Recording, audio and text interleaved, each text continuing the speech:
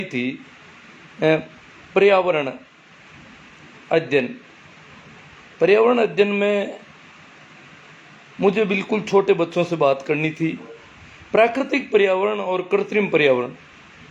पर्यावरण हमारे चारों ओर का जो घेरा है, जो भी चीज़ें हमारे आसपास जो भी हैं, वो सब पर्यावरण में आती है। अब इनमें से प्राकृतिक कौन सी है और कृत्रिम कौन सी है, इस पर हम बात कर रहे थे।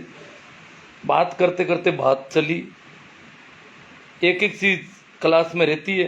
मैंने कहा ये किताब ये अपने आप बनी है या किसी मनुष्य ने बनवाई है। प्राकृतिक और कृत्रिम के संबंध में बच्चों को मैंने बता दिया कि जो भी वस्तु अपने आप बन जाती है, आदमी की के हस्ताक्षर उस पर नहीं होते हैं, आदमी ने उसको बनाने में, आदमी उसको नहीं बना सकता, हस्ताक्षर नहीं, आदमी जिस चीज़ को बना ही नहीं सकता, वो सब प्राकृतिक पर्यावरण में है। और जिन्हें आदमी बनाते हैं वो प्राकृतिक नहीं है, वो कृत्रिम है। अब प्राकृतिक जो प्रकृति से है, प्रकृति दत्त है, अस्तित्वगत है, अपने आप हो रहा है, सब कुछ हो रहा है। हवा चल रही है, पेड़ बड़े हो रहे हैं, पशु पक्षी बड़े हो रहे हैं, बच्चे भी बड़े हो रहे हैं, सब कुछ हो रहा है, जन्म ले रहे हैं, मर रहे हैं, जो भी हो रहा है वो अस्तित्वगत है, प्रकृति से हो रहा है। या उसे करने वाला जो कोई भी है वो हमें नहीं दिखाई देता, हम उसे परमात्मा कह सकते हैं, प्रकृति कह सकते हैं। कोई ऐसी ताकत, कोई ऐसी गति, जैसे कहते हैं कि पूरा ब्रह्मांड गतिमान है, तो सब कुछ गतिशील है, सब हो रहा है। जो हो रहा है उसको प्राकृतिक, और जो हम जिसे कर रहे हैं वो कृत्रिम। ये सारी बातें हम बच्चों के साथ मेरी हो गई। फिर मैंने एक एक चीज़ को उठा के हाथ में लिया। ये पेन, बच्चे बोले यहाँ ये तो आदमी बनाता है, ये तो कृत्रिम हो गया। चलो ऐसे ही टेबल, स्टूल, ब्लैक बोर्ड, बात आगे बढ़ी। मैंने कहा ये कमरा, बोले कमरा भी कृत्रिम है। बाहर कुत्ता, कि कुत्ता तो कृत्रिम नहीं, कुत्ता आदमी तो नहीं बना सकता। आदमी चाहे कितनी बड़ी प्रयोगशाला बना ले, एक कुत्ता उससे नहीं बन सकता। कुत्ता तो क्या, कुत्ते की आंख भी नहीं बन सकती। तो ऐसे ही पेड़ पौधे, चींटी, मक्खी, मच्छर, ये ऐसी चीजें आती गई। कौन सी कृत्रिम है, कौन सी प्राकृतिक है। अब मैंने बात को थोड़ा और आगे फैलाया। मैंने कहा कमरा, ये स्कूल कृत्रिम है। कहाँ कृत्रिम है, ये तो आदमी बनाते हैं। मैंने कहा चलो ये मंदिर, मस्जिद, ये कौन बनाता है, ये खुद भगवान अल्लाह गॉड कौन बनाता है, कि ये भी आदमी बनाता है। इसका मतलब ये इनको कहते थे ना भगवान के मंदिर है, कि नहीं वो बनाता तो आदमी है, कहने में भगवान का कहता है। चलो इसका मतलब इसमें भी कोई झूठ सच का मामला है। बात आगे बढ़ी। मैंने कहा मंदिर के अंदर जो भगवान या देवता जो मूर्ति है उसको कौन बनाता है, कि उसको भी आदमी।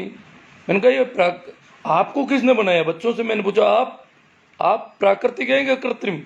बच्चे बोले हम तो प्राकृतिक हैं, हमें कोई आदमी नहीं बना सकता, हम कुदरत से हैं, और बनाता है तो कोई बहुत बड़ी शक्ति है, वो ईश्वर है, मानवीय नहीं है, मानवातीत है, मानव से आगे की कोई है, जिससे आदमी बनता है, जिससे बच्चा बनता है, जिससे छोटा से छोटा बीज बनता है, पौधा बनता है, कीड़ा मकोड़ा बनता है।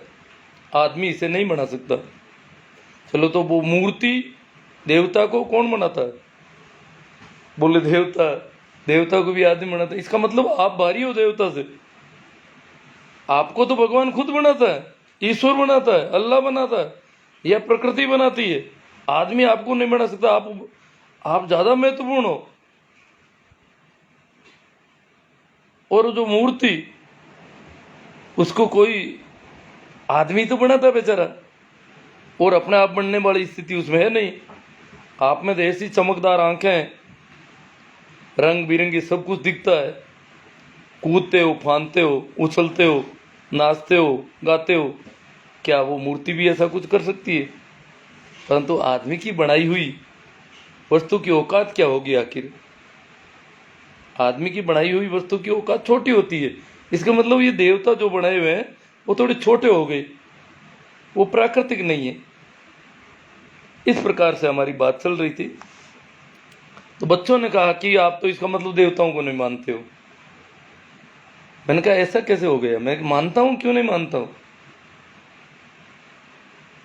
बच्चों ने कहा नहीं नहीं नहीं आप सर ये बात देखो, आप देवताओं को तो नहीं मानते हो। मैंने कहा भाई मैं मानता हूं देवताओं को। कैसे नहीं मानता हूं, बताओ आप देवता किस चीज से बनता है। देवता को पहले तो आपने कह दिया कि आदमी बनाता है देवता को, अपने आप देवता बन नहीं सकता। न देवता का मंदिर बनता है, न देवता की मस्जिद बनती है, न कोई गुरुद्वारा बनता है, न कोई चर्च बनता है, सब आदमी बनाते हैं। तो देवता किस चीज के बनाते हैं बताओ। तो सामान्यतः पत्थर की मूर्तियां, बच्चों ने कहा पत्थर के बनते हैं, पत्थर से ही बनते हैं सारे गांवों में देवता। आजकल तो थोड़ी संगमरमर वगैरह की गढ़ाई होगी, पहले तो सीधा बड़ा सा पत्थर ला के रख देते थे, जिसका पत्थर बड़ा उसका देवता बड़ा। हमारे खलियान का काम होता था खेतों में, आजकल तो थ्रेसर आ गया, हार्वेस्टिंग सिस्टम चेंज हो गया। पहले हवा की बहुत जरूरत रहती थी, पवन अगर चलता नहीं तो सफाई हो नहीं सकती थी। अनाज को अलग भूसे से करना होता तो पवन की जरूरत पड़ती थी। खलियान 2-2 महीने का टाइम खराब हो जाता अगर पवन नहीं चलता, तो कई कई दिन बैठे रहते हम लोग। तो हमारे पास एक उपाय था, हम गजानन लाके बैठाते वहां पर। गजानन लाके फिर गजानन से थोड़ी हवा मान लो चली गई तो कह रही ये गजानन ठीक है, हवा चली, 2-3 छाज साफ किए, कितने में हवा फिर बंद हो गई। फिर कहते अरे तू जा कोई अच्छा गजानन लेके आ। तो कभी कभार तो हम बड़ा गजानन उठा के ले आते, कभी छोटा। दिन भर वो गजानन ला के रखते, 2 महीने तक ये सिलसिला चलता। देवता लाते फिर फेंक देते, इस देवता से तो चली नहीं हवा। तो इस प्रकार हम वो उपयोग में लेते थे उनको।